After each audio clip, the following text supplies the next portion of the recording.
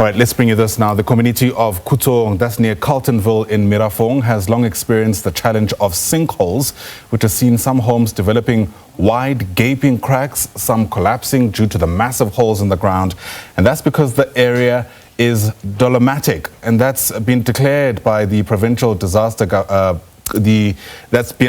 been declared a provincial disaster zone. However, the Gauteng government is pushing for a national disaster declaration that will allow for the mobilization of emergency funding from the government.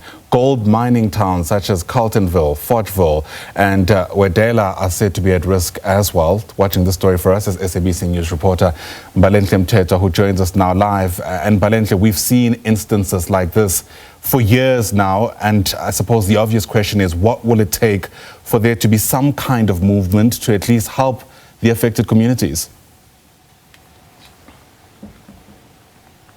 Well, certainly there are some effects that have been, adverse effects that have been left in the environment as a result of the mining in Gauteng, and Merafong being one of those municipalities. We heard the MEC for COGTA really addressing the event where we are, where they intend to discuss solutions and ways in which they can find a resolution to address these dolomatic spaces, as well as the sinkholes that are forming not only in the Merafong municipality, but affects majority of municipalities in Gauteng, going as far as Tshwane, including the city of Johannesburg, as well as the city of Ekurhuleni.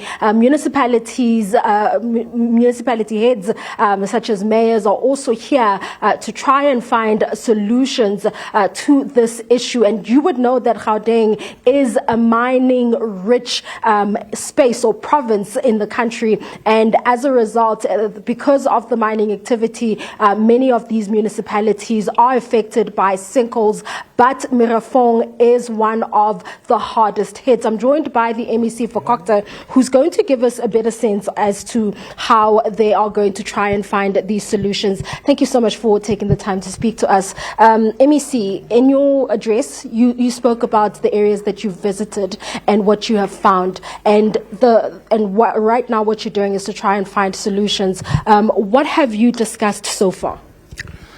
Firstly, thanks to you. Good morning to you. I must say to the viewers that we're very delighted that today, joined by our Deputy Minister, Honorable Masemula, and the mayors that are here and everybody, who are having conversations about exactly the real live experiences we have had when we visited particularly Merafong and the city of Tshwane, where sinkholes are highly pronounced and occur frequently. One of the lessons, observations we made was that this problem is actually quite serious and complex. And we then said, in order to come with better but sustainable solutions to address this issue, we needed to improve our understanding of this problem, so that we can be able to then say, how do we resolve it? One of the issues that really worried us when we were visiting the sites was to realize that some of these sinkholes have happened a long time ago.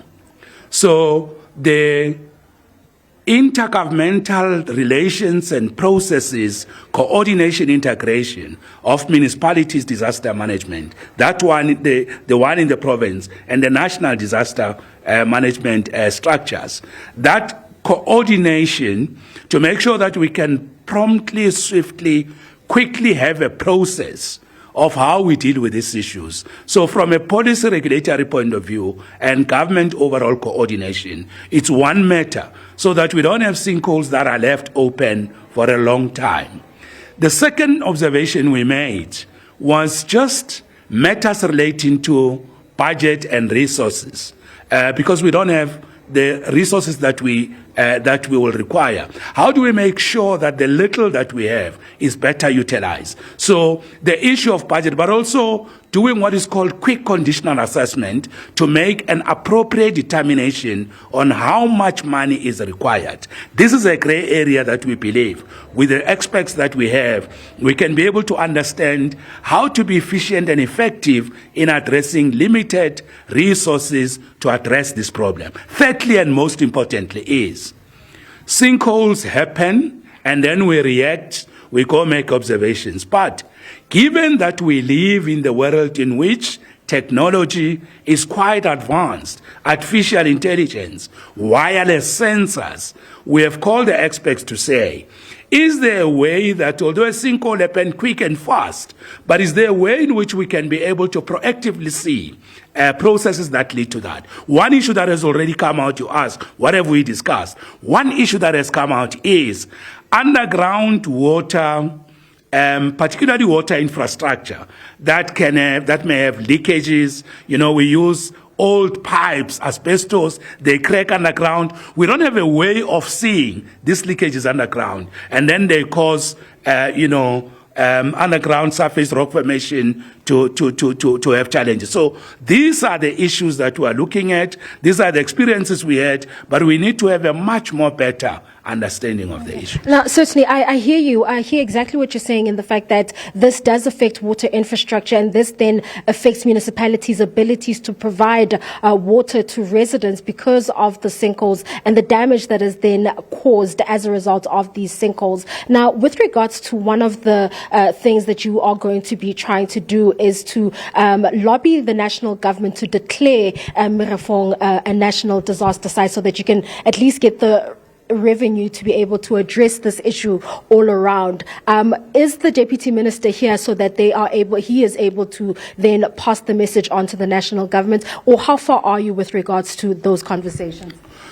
Yes, issuing a gazette to declare these areas, we're making good progress, and I guess the deputy minister will also speak to that. Let me not preempt him, but that's exactly what we're talking about, doing it quicker and faster. And let me also say, it is not just for Merafong only.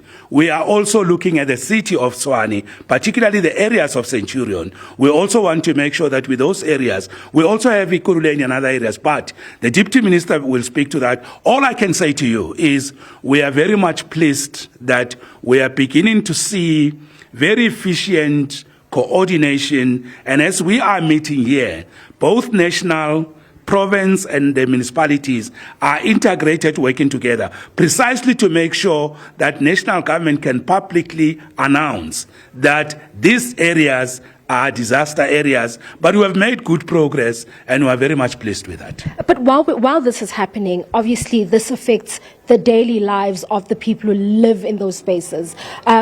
Do you perhaps have timelines, and what do you do in the meantime to improve the lives of those people who have invested in their family homes only to have gaping holes or cracks forming on the very same piece of land or house that was meant to be their pride and joy? You know, that's exactly what is worrying us, that we want to issue a realistic, well thought out plan. That is why we're meeting here. So that we don't just say to people, we are going to solve this at this point, and we miss those deadlines.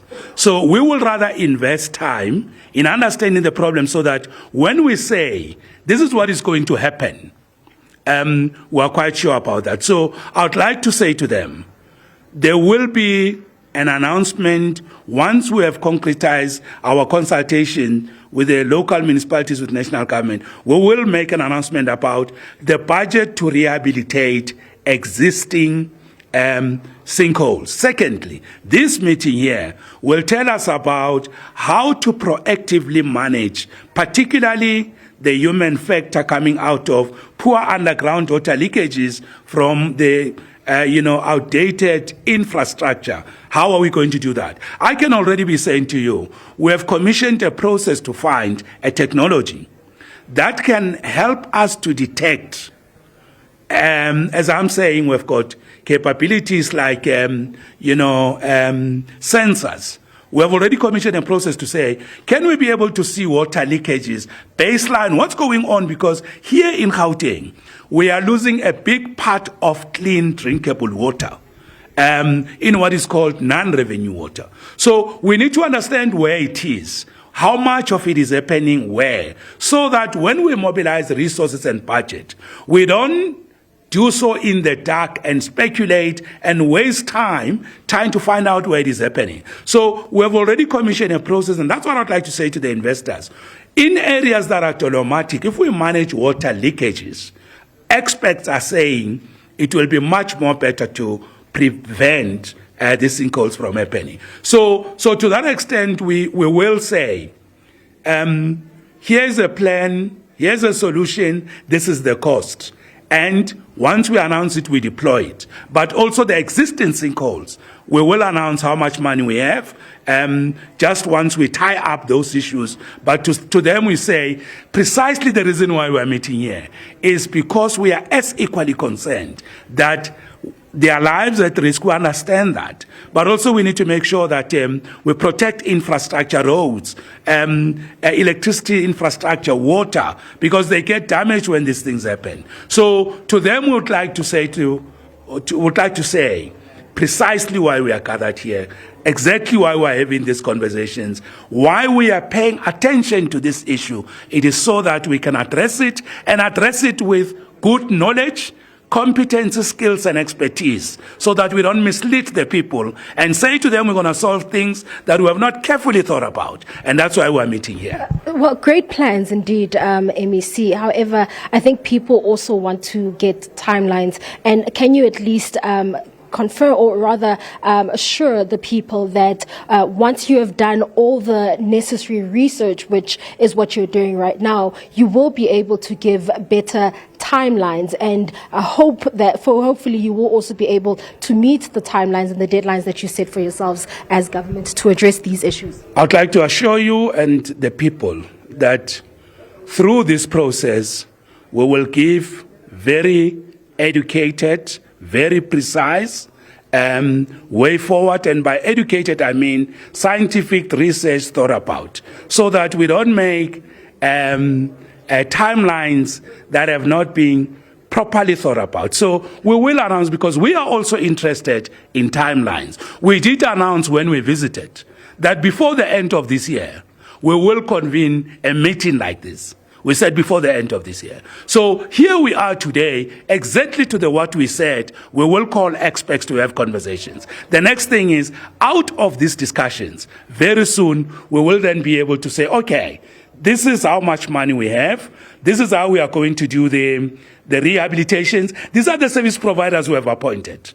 And this is when they are going to start.